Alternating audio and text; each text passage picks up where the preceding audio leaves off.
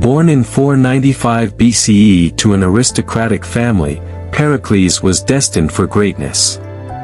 His father, Xanthippus, was a celebrated military leader, and his mother, Agoriste, came from the influential Alcmaeonid family.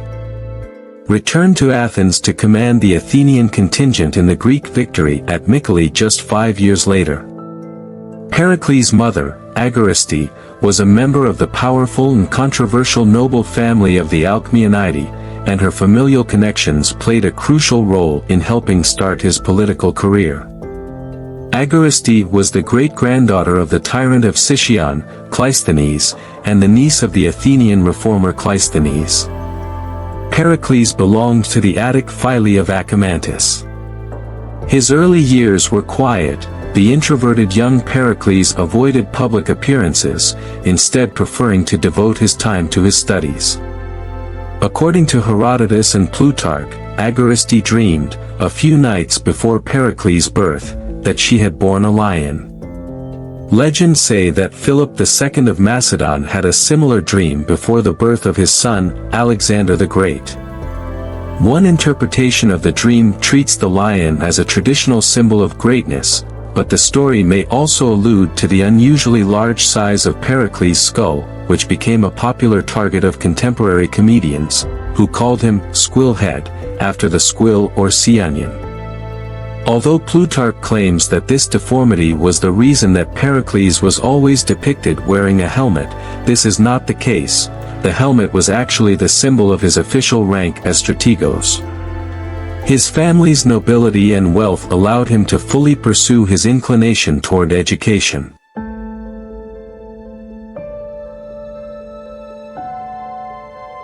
He learned music from the masters of the time. Damon or Pythoclides could have been his teacher, and he is considered to have been the first politician to attribute importance to philosophy. He enjoyed the company of the philosophers Protagoras, Zeno of Elea, and Anaxagoras. Anaxagoras, in particular, became a close friend and influenced him greatly. Pericles' manner of thought and rhetorical charisma may have possibly been in part products of Anaxagoras' emphasis on emotional calm in the face of trouble, and skepticism about divine phenomena. His proverbial calmness and self-control are also often regarded as products of Anaxagoras' influence. Pericles began his political career in the early 460s BCE, initially aligning himself with the democratic faction led by Ephialtes.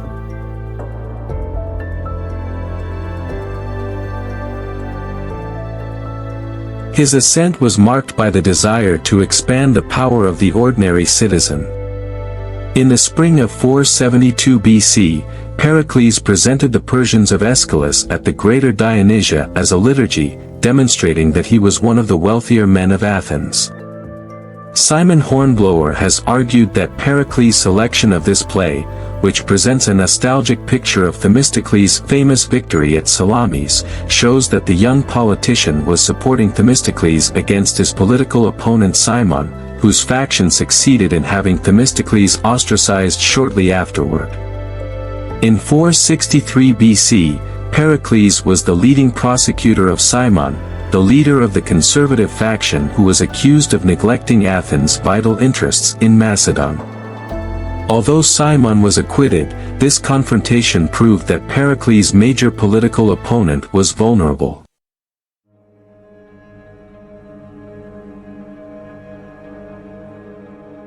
Around 461 BC, the leadership of the Democratic Party decided it was time to take aim at the Areopagus, a traditional council controlled by the Athenian aristocracy, which had once been the most powerful body in the state.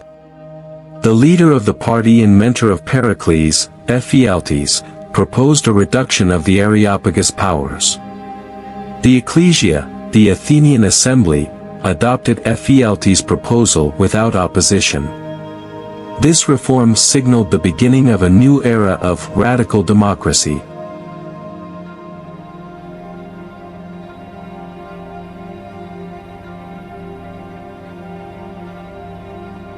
The Democratic Party gradually became dominant in Athenian politics, and Pericles seemed willing to follow a populist policy to cajole the public. According to Aristotle, Pericles' stance can be explained by the fact that his principal political opponent, Cimon, was both rich and generous, and was able to gain public favor by lavishly handing out portions of his sizable personal fortune. In 461 BC, Pericles achieved the political elimination of this opponent using ostracism. The accusation was that Cimon betrayed his city by aiding Sparta. After Cimon's ostracism, Pericles continued to promote a populist social policy. He first proposed a decree that permitted the poor to watch theatrical plays without paying, with the state covering the cost of their admission. With other decrees he lowered the property requirement for the archonship in 458 to 457 BC and bestowed generous wages on all citizens who served as jurymen in the Heliaea, the Supreme Court of Athens, sometime just after 454 BC.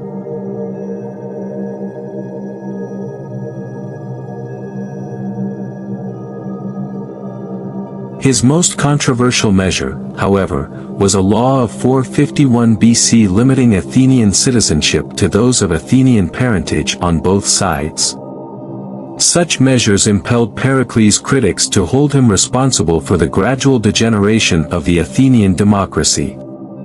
Constantine Paparikopoulos, a major modern Greek historian, argues that Pericles sought for the expansion and stabilization of all democratic institutions. Accordingly, he enacted legislation granting the lower classes access to the political system and the public offices, from which they had previously been barred. With a foundation rooted in noble heritage, rigorous education, and early political successes, Pericles was poised to lead Athens into its golden age. But the challenges and triumphs that lay ahead would test his vision and resilience. In the mid-5th century BCE, Pericles rose to prominence in Athens. After the assassination of his political ally Ephialtes, Pericles became the leading figure in Athenian politics. His vision for Athens was grand and transformative. With a focus on strengthening democracy and fostering cultural and intellectual growth, Pericles set the stage for what would become the Golden Age of Athens.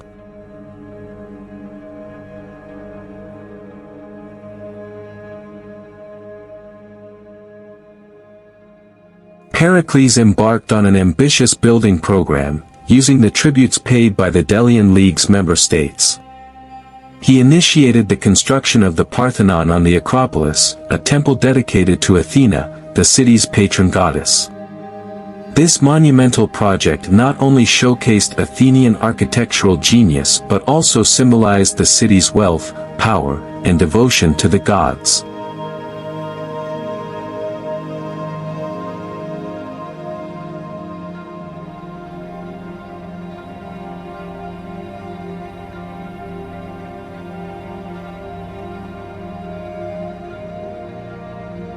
Pericles believed in the principles of democracy and worked tirelessly to ensure its expansion and consolidation. One of his most significant reforms was the introduction of pay for jurors and public officials. This allowed even the poorest citizens to participate in the democratic process, as they could afford to take time away from their work to engage in civic duties. Under Pericles, the Athenian assembly became a place where citizens could voice their opinions and influence policy. This inclusivity strengthened the democratic fabric of Athens, ensuring that decisions reflected the will of the people rather than just the elite. The Golden Age of Pericles was not just a period of political reform and architectural achievement, it was also a time of immense cultural and intellectual flourish. Athens became the intellectual center of the ancient world, attracting philosophers, artists, playwrights, and thinkers.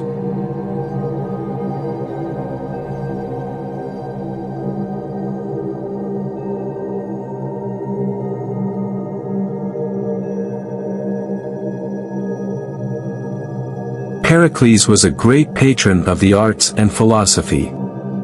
He supported the works of dramatists like Sophocles and Euripides, whose plays explored complex themes of human nature and morality. The construction of the Odeon, a large theater, provided a venue for these performances, further enriching the cultural life of Athens. Art flourished under Pericles' patronage. The sculptor Phidias, a close friend of Pericles, created magnificent statues, including the colossal statue of Athena Parthenos that adorned the Parthenon. These works of art were not just decorative, they embodied the ideals and values of Athenian society. The intellectual vibrancy of Athens was unmatched. Philosophers like Socrates roamed the streets, engaging citizens in dialogues that challenged conventional wisdom and encouraged critical thinking. This period laid the foundations for Western philosophy and science, influencing countless generations to come. Pericles' Athens was a beacon of culture and knowledge, attracting students and scholars from all over the Greek world. The city's commitment to education and intellectual pursuit fostered an environment where ideas could flourish and innovation was celebrated. Through his vision and leadership, Pericles transformed the city into a thriving center of democracy, culture, and intellectual growth. His legacy endured, leaving an indelible mark on the course of history and the development of Western civilization. By the mid-5th century BCE, the prosperity and influence of Athens had grown tremendously under Pericles' leadership. However, this growth also bred resentment and fear among its neighbors, particularly Sparta and its allies. The friction between the Athenian Empire and the Peloponnesian League led by Sparta was palpable, setting the stage for conflict.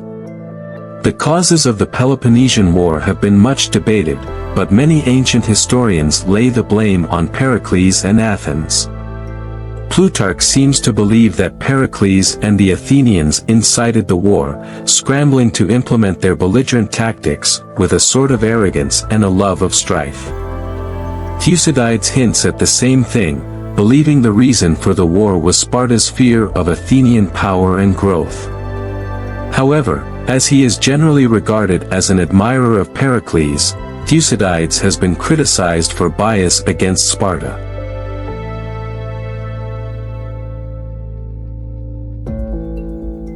In 431 BCE, the tensions boiled over into open conflict, igniting the Peloponnesian War.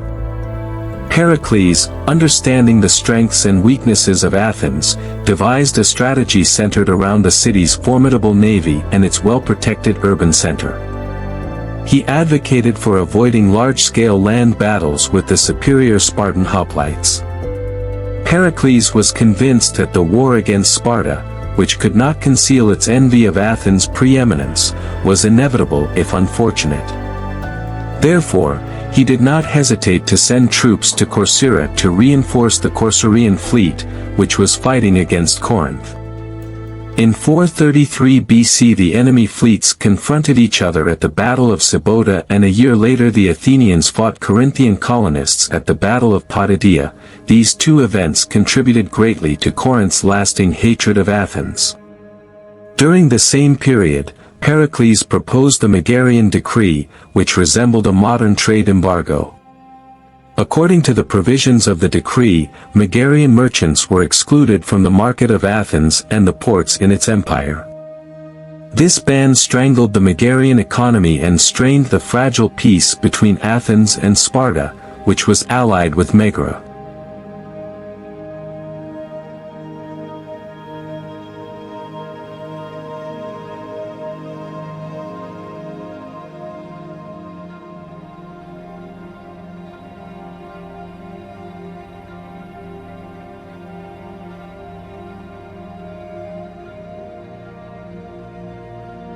Pericles' strategy was to bring the population within the safety of Athens' long walls, relying on their navy to maintain supply lines and conduct raids along the Peloponnesian coast.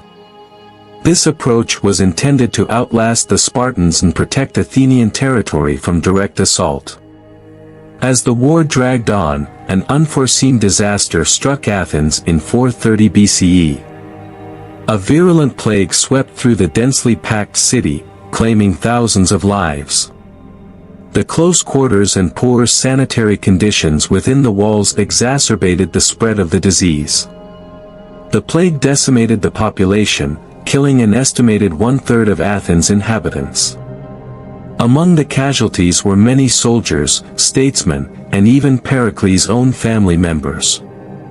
The once vibrant city was engulfed in fear and despair. Pericles himself fell victim to the plague.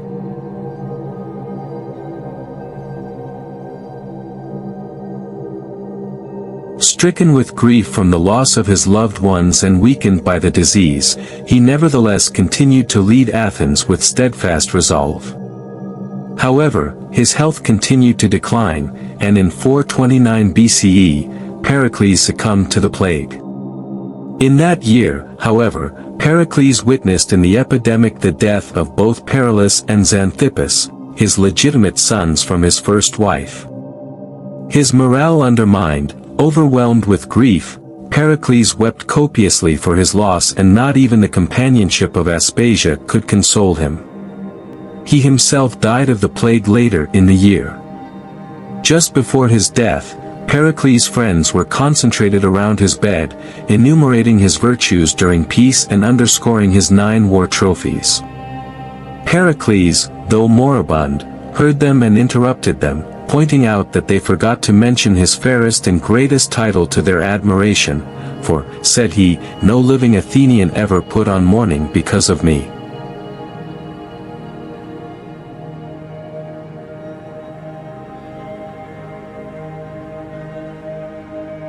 Pericles lived during the first 2.5 years of the Peloponnesian War and, according to Thucydides, his death was a disaster for Athens, since his successors were inferior to him. They preferred to incite all the bad habits of the rabble and followed an unstable policy, endeavoring to be popular rather than useful. With these bitter comments, Thucydides not only laments the loss of a man he admired, but he also heralds the flickering of Athens' unique glory and grandeur. The death of Pericles marked a significant turning point for Athens. His strategic vision and leadership had been pivotal in maintaining the city's resilience. Without his guidance, Athens struggled to maintain the unity and direction needed to withstand the ongoing pressures of war. Despite the tragic end of his life and the hardships faced by Athens, Pericles' legacy endured. His contributions to democracy, culture, and the arts left an indelible mark on the city and the wider world.